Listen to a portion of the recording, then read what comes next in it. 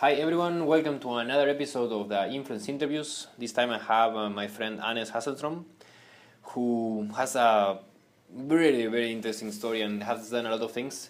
So we're going to talk today mostly about productivity, getting things done and working towards your goals. So before introducing Anders, I just want to say a few things about him.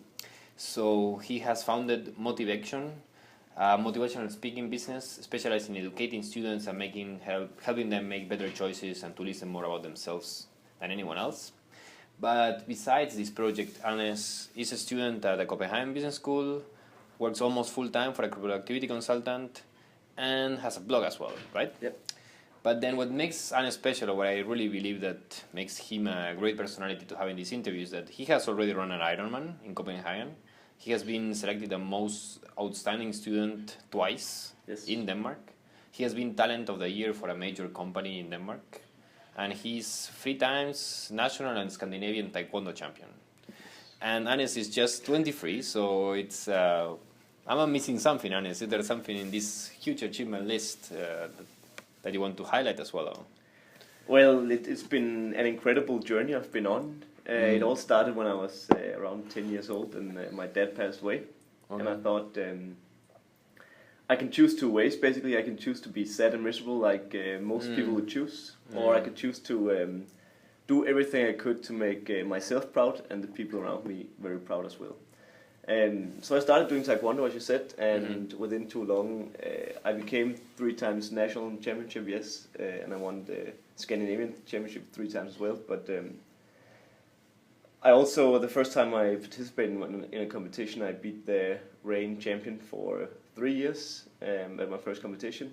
And it's basically just a passion about my, what I do is powered by my passion, and that drives me to some pretty good results so far. I mean, I can see it definitely. And then when you say, was it when your papa passed away, was it the turning point then, the moment that, made your all this inner drive to come, or? It was one of the things, yes. It was a tough period for me as a child to go through this period. Yeah. But then again, I had a choice, and everyone has a choice in life. You can either choose to do something, or you can choose not to do something. And I luckily chose to do something about it. When I came to this Taekwondo school, which I attended for around 7 years, after 3 years I became a part of the national talent team in Denmark, and then after 2 years I also won the Danish championship. I met a really inspiring guy called Kim Drobe, who I'm still seeing today, and he became the #1 coach for me. Like he was a really good mentor. He taught me everything about self-discipline, about respecting authority, about respecting other people, and be kind to other people. Yeah.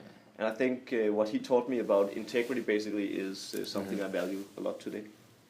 No, I mean, it's because you have done so many things, and it's to do all these things you need to have this kind of inner drive as you do, and then mentorships are a really important way of getting it, because and anyway, you have done that Taekwondo, and then you do more things, and you do more things. A disclaimer as well, the reason I met Anders is because I made a seminar, and I was asking people to do something. We had around 300 people, and I think you are the only one who actually, at least publicly, did something right away. I mean, so you show that you're a person of action. You show that you get things done.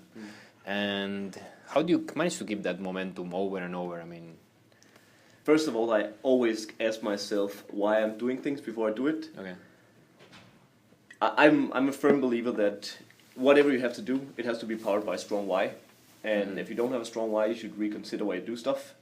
Yeah. So taking my Ironman example as an example, I was on exchange for 6 months in Australia, in Brisbane. Amazing trip, by the way, and I love to travel as well. At that point, I was an exchange student. An exchange student do a lot of social stuff. Yeah, of course. We would sometimes go out and party and drink 6 or 7 times in a row, like 6 or 7 days in a row. And at one point I thought, why are you doing this, Anders? Why do you keep trying to gain acceptance from other people by doing this social stuff, and forcing yourself to drink and compromise some of your other goals in life? So I went for a long walk. I walked 20 kilometers in one of the most beautiful rainforests in Australia. And I thought to myself, this is going to be a journey for me, this trip, that's going to revolutionize who I am today. So during this trip, I asked myself some really important questions about why I was doing stuff in life, and I came down to a lot of the stuff I did was actually not because I wanted to do it, but because a lot of other people want me to do stuff. For example? That could be a good example was the bachelor education I went to. Oh, yeah. It's one of the most prestigious bachelor programs we have in Denmark, but was it really what I wanted to do, or was it because everyone else wanted me to do it? So I thought to myself, now I want to do stuff in my life that really matters to me, something that I can wake up every morning and say, this is what I was destined to do, something I really want to do.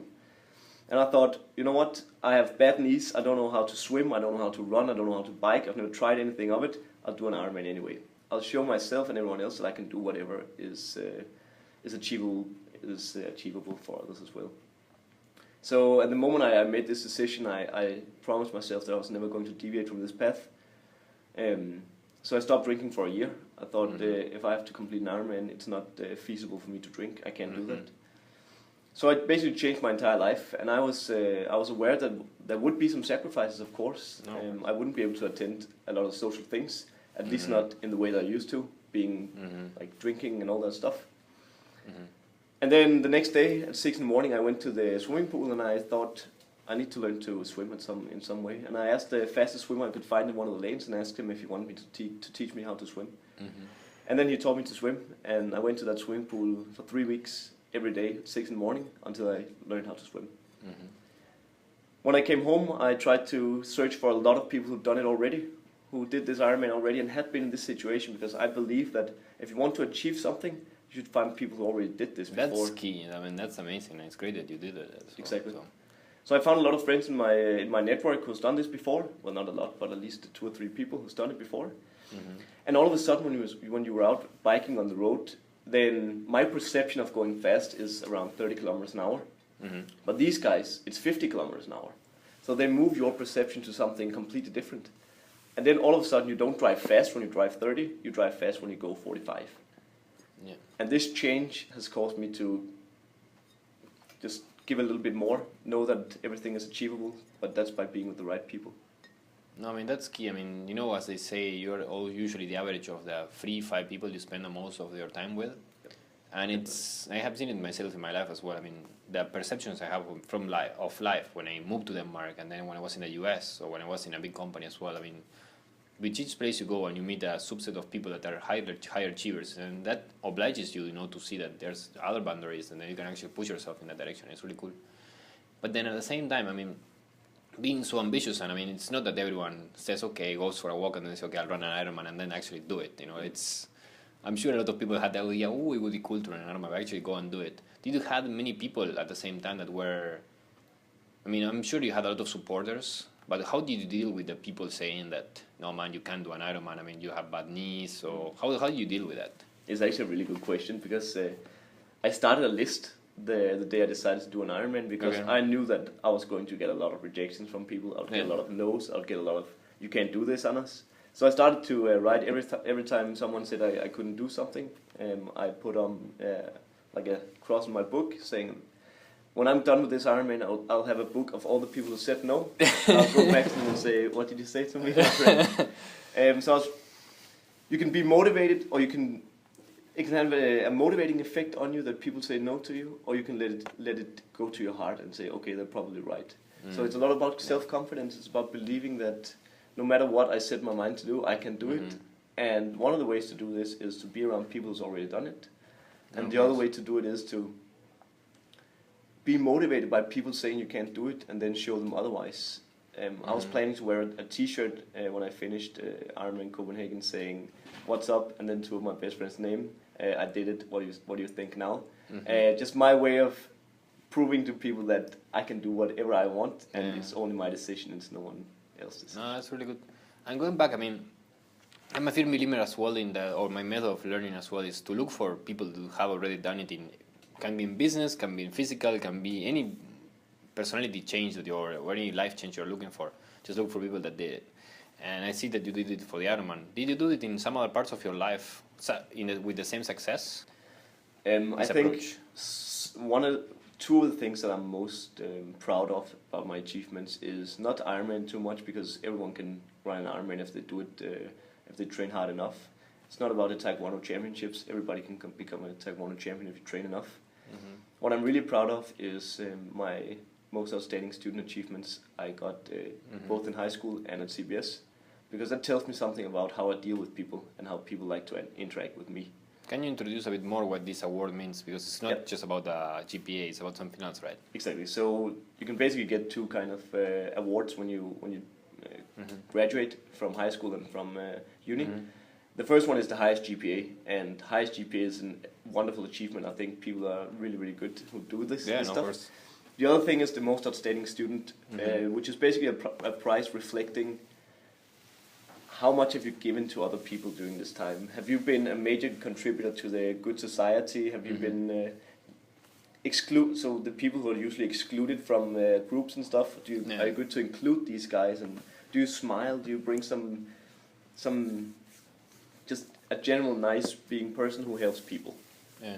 And that's one of the things that I'm really really proud of, that people see me as a person who wants to help them and wants to include them. And people, they really do notice respect and kindness when you pay it to them. Absolutely. And that way, I mean, isn't more or less that what you're doing with your business Motivaction, right? So yeah, so Motivaction, I founded that 1.5 years ago because I thought that I've experienced quite a lot being 23 years old, and I want to teach these experiences to other people. Yeah. And most high school students in Denmark are really insecure about their future, and I thought if I can make a difference for those people, try and make them realize that it's not about what society wants you to do. It's not about what your mom and dad want you to do. It's about what you want to do. If you want to become a carpenter, become a carpenter, if that makes you happy. Yeah. Instead of pursuing some academic degree just because everyone else does it. Yeah. And going back to your question about who inspired me to do this, so to get this prize for most outstanding student is a man called René from Denmark. He's an absolute amazing guy. He's going through a rough time in his own life, but he's always got moments to spare if you want to talk, if you want to laugh with him. He's just a genuine, really good guy. And first time I met him, I said I want to become like that one day. So it's been my strive to become a good person, basically. I mean, that's really good. I mean, you're really genuine about it, and I think it's a really, really good thing to do as well. So. Because when you take all these achievements that you do, but actually to share them with other people and to give them the inspiration, and it's a really powerful message as well. Thanks. But then going back, I mean, I like this thing of having crazy goals. You know that I have a lot of myself, and I don't know, I haven't run an Ironman, but I have done a lot of crazy stuff as well. What is up next? I mean, where do you see yourself in like 5-10 years? Good question. Yeah. Do you have any idea? Or? First of all, I'd like to say to the audience watching today that Mario was one of the guys who actually inspired me to become better at chasing my own dreams. I read your old blog, which inspired me a lot to do crazy stuff. So, first of all, in this year, I have a startup coming up, a new IT software that I'm working on, and I'm really, really thrilled about that. But in the world of sports, I'm doing half an Ironman in Spain this summer. Basically to get a shorter distance, but in a harsh environment. So it's steep hills, it's windy, it's really warm. It's on Lanzarote, I think it's called in English. Basically to challenge myself one more time. I have a few goals in the future as well. I have a dream of completing race across America, which is a 5,000 miles race. Going across America, 5,000 kilometers, race going across America. How long does it take to do that? You have a maximum of 12 days to do it. 5,000, that's... And to qualify for that, you have to drive 650 kilometers in 24 hours to qualify for the event. So that's a future goal, but race across America and Mount Everest is probably the two biggest goals for... Sounds fun. I mean, I'm sure you'll do it, so it's a matter of time. Please join me. I want to climb Mount Everest myself, but first... taking it step by step. So good idea. And I mean, life is long as well, so it's definitely you have a head start. I mean, you're doing things when you're young as well, but I mean, it's what I always try to inspire people in the way that it's never too late, or it's never. I mean, there are people with so many, shit situations, to say it like that. They still manage to do so much stuff. It's a matter of setting your mind to do it and waking up every day as you do at 6 in the morning and going to swim. Yeah.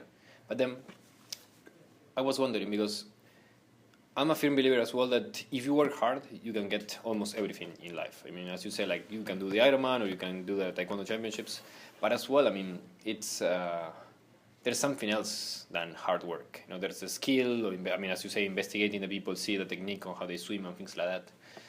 How do you adapt? I mean, how did you adapt your success in sports, like say in Taekwondo? I mean, it's a big deal to be not everyone is a Scandinavian champion. You know, so.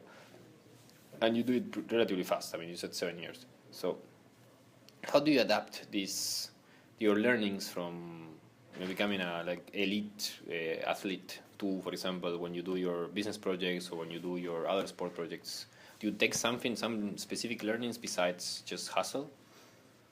Of course, you always learn from your experience. I think hustle is a big part of it. But what always comes to my mind when I think about why I achieve some of the success that I do is that when some people give up because it gets too hard, then there's just some people who choose to keep on. Mm-hmm. And it's often that when you keep on, even just for a few hours more when you train, or for a few weeks more if you do a business or something else, it's often those people who succeed in the end as well. Mm-hmm. So I think what I've realized earlier in my life is that if you give 100% of yourself, you're more likely to get success. Mm-hmm. So I think for me it's never an option to quit too early. Instead, I choose to keep on and tell myself that if you just keep on, you will succeed at some point. Mm-hmm. It's hard to fail, but it's worse never to have tried to succeed, I think. No, absolutely. And then, for example, anyone doing a startup or anyone doing some like a major life project as it's an Ironman, you have so many ups, you have these moments where you're so, passionate about it, but you also have the down moments where you say like, how can I go to do this, and in the end, I mean, you're just on your own. I mean, you have support, family, whatever. I mean, nobody's going to run the Ironman for you, or the business is not going to work on its own, at least at the beginning. So how do you deal with this? Did you have, a moment where you said, I can't do the Ironman, like... First of all, I think going back to having a why is probably where people should start. Yeah. If you have a goal that you think why you do this is so important to you that you're going to do it all the way, that's the beginning. Mm-hmm. Of course, when you're training 7 days a week, when you're out biking 150 kilometers to train for the Ironman, then at some point you're thinking, should I quit now or should I keep going? Yeah. In this moment, it's really important, first of all, that you have confidence, but second of all, that you have people who support you. Mm-hmm. So you have some people you can come to and say, this is a rough time for me. Either just listen to me for a few seconds and let me tell you what I'm working on here. Mm-hmm. Because you can take a lot of things by yourself a long way, but at some point you need some support as well. Yeah. And that's one really important aspect as well of achieving life goals, is that you have to remember what you give up for this achievement, because you can achieve an Ironman in less than 8 hours if you spend all your time on this. I completed the Ironman in 11 hours, which is really good as well. Mm-hmm. But I managed to keep a really good relationship to my friends, my family, and everyone, which basically gave me that more than 30 people came to the event and saw me run this Ironman and celebrate the victory with me. So just remember what you give up in the process as well. No, it's true. But then, I agree with you. The why is the key. Sitting down and feeling why you need to do something. But at the same time, what do you think is the reason why? You were there running the Ironman. You were there chasing your goals, and all of a sudden there's millions of young people like us. That don't. I'm sure they have some kind of dream and goal, but they don't do it. What do you think is that? What is the reason why people just don't, chase their dreams as you do, let's say? First of all, I think everything starts when you're a little kid. Everyone says no to you all the time. You're not too confident about too many things. When I announced that I was going to run an Ironman, the first impression I got from people was that it's not possible to do this. You have to train for years to do this. So people have a perception that everything is much more hard work than it actually is. So more people choose not to start with it. And if the perception is that an Ironman is the most hard event you can attend, then of course you're less likely to take part in it. But if you have some friends telling you, you know what, Anders, you can really succeed in this if you want. It requires hard work, but if you want, you can succeed. So I think it's a lot about support from your environment. And the only way to get support from the environment is to start looking for people who wants to support you and not drag you down instead. Because I mean, it would be. I mean, I always think it would be so great if other people would also chase the dream. Because I mean, everyone would be a bit more happy. And I mean, as you say, things once you do them in retrospect, they look a bit easier than they normally were. But of course, the struggle is high, right? But yeah. And then just switching topics a bit. Or I mean, I listen the same line, but I mean, I wanted to ask. I'm a firm believer that whoever wants to be productive or a high performer just needs to have the habits of the high performers. I mean, in the same way that you just go and meet the guys who run the Ironman or the guys who did whatever you want to do and ask them what they did and learn from them and do it every day. What of these routines, but not like for a specific project, but in general in life, like maybe motivation or in any other area of, that is kind of these meta routines. Yeah. Do you have any of these routines in your life that you say every day I do this to keep myself motivated, every day I do this to I do, and I think become a doer? So exactly. I think it's actually a really important point you raised, because the accumulation, the compounded effect of having good habits is basically success in life, no matter what you want to achieve. There are 100 ways of structuring such a system, a habit system. But I have my morning and I have my evening routines. I have this book by Darren Hardy called "Living the Best Year Ever." It's basically an achievement system where every week you have to plan the week. What's your most important meetings? What's the most important habits that you have to go through every day? What's the most important goals for the year? What's the most important goals for the week and month? So you get a full overview every Sunday night. I do this routine. I get a full overview of everything I have to accomplish this upcoming week. So I plan the week ahead, and then during the week I have between 5 and 10 habits, usually the same habits from each week, where I cross every time I go to bed. And I cross, did I do this habit? Yes, I did. Yes, I did. Yes, I did. If I reach a point where I say, okay, I didn't achieve this goal today, this habit, then I sit down and I reflect upon why didn't I do this. Is it because it's not too important for me? Is it because it was a tough day at the office? What is it that make me do this? So I evaluate what was wrong with this routine, and I try to do it better the day after. And can you share some of your routines with people, perhaps? Yeah. So in the beginning of the year, for January, I actually had a habit of going. I had 2 minutes in the morning when my alarm woke me. I had 2 minutes to get up, get my running shoes on and my running gear, and I had to be out of the door before it rang again. 2 minutes. 2 minutes. Okay. No snoozing, no nothing. You just get up, put on the running shoes, and you're out. Then I ran for 15 minutes, came back, and I had a good start in the morning. Absolutely, that's good. That's one way of getting ahead in the morning. I always eat a really good breakfast, and it doesn't matter if I don't have time for it or not. I always eat it because it's I believe it's the most important meal of the day. Absolutely. Then I have the habit of smiling to myself in the morning. I think it's really important that you go to the mirror and you say to yourself, you are an awesome guy. You can achieve whatever you want. Go in the world and do it. And then make sure when you walk out the door, you walk out like you mean it, instead of just crawling out, or you're feeling tired or sick or anything. You just smack the door behind you and say, I'm ready to take this day. That's like two or three of my morning routines. I do a bit of meditation throughout the day as well, to be sure that I'm not following, to make sure that I'm on the right track. I just sit down for 5 minutes, make sure that I'm on track with the right things and during the day.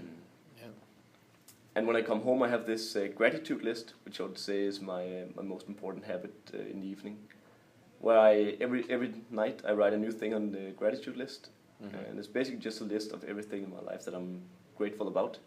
It could be that I'm healthy, that I have the capabilities of going to a university, that I can speak and read, that I can gotta have friends like Mario here and friends like everyone else here. That I'm able to follow my dreams, stuff like that. So reminding yourself that you're actually not too bad. Your life is actually not too bad. It's a good life, and you just need to focus on what empowers you instead of what brings the negative thoughts to you. So this combination of believing in myself, showing my self-confidence to myself, and having an empowerment belief system helps me to be a bit more successful in the day. No, absolutely. And I mean, honestly, it's really. I mean, I would start actually doing this gratitude list. I mean, it's a great idea, and all these routines are really good. Something else you want to share about routines and habit development? Some other thing that you would say? Maybe not right now, but I mean, some routine that you have done in the past that you think other people would find benefits. One of the best I can come up with is that every time you see something about another person that you sincerely think is a good thing, then you should compliment the other person. This is one of the most effective ways to bond with other people, to make them to show them that you appreciate what they do. Say thank you, smile to people, be a sincere guy that honestly is a good guy. I have a quote standing on my wall, and it says, "Be the kind of guy that if someone told something about you, something bad about you, no one would believe it." That pretty much sums up that you need to live your life with integrity. Like if you say you're gonna do something, you're gonna do something. Yeah. If you say you're gonna call someone, you call someone. If you're gonna be somewhere, you're gonna be somewhere. Yeah. There's an old quote saying, "Success is 80% about showing up." Yeah. And I really believe this stuff. Like, be there, do it, and do this stuff that makes people happy and makes yourself happy. Then everything will be fine in the end. Another thing I'd like to share is what I do with Motivaction is basically to influence people to live a life of their own instead of living someone else's lives. And I think the most important that everyone else can do today is to ask yourself, what is your purpose in life? What do you want to achieve? If you see that you're on the wrong track, then do something about it. No one else is going to do anything about it for you. No, absolutely. You're the only one who decides where you're going. So decide where you're going and then be a good one at it, and you'll succeed. Sounds great. Is there any way other people can learn more about you? You have your website, right? Maybe you want to share that for the audience? Yeah, it's andershasselstrøm.com, which is my personal website. And we'll type it in case, the non-Danish people might not know how to spell that. Exactly. So. If you want any advice on anything, if you think that some of my stories can benefit or do something else about you, I'm honestly really happy to share it. I've tried a few things in my early life that I'd like to share with people, and if you think you can gain anything from it, then please be my guest. Call me, email me, do whatever you want to. Sounds great, and again, I hope that at least anyone who watches this video might get inspiration from your words and saying that, okay, figure out that why, figure out that reason to achieve your goals and go for it, and relentlessly as you do it. So exactly. So yeah, thanks Anders for joining, and all the best in the future. I'm sure that you'll keep having exciting news for us and crazy new goals. So we'll keep the people updated. So thank you. Happy to share.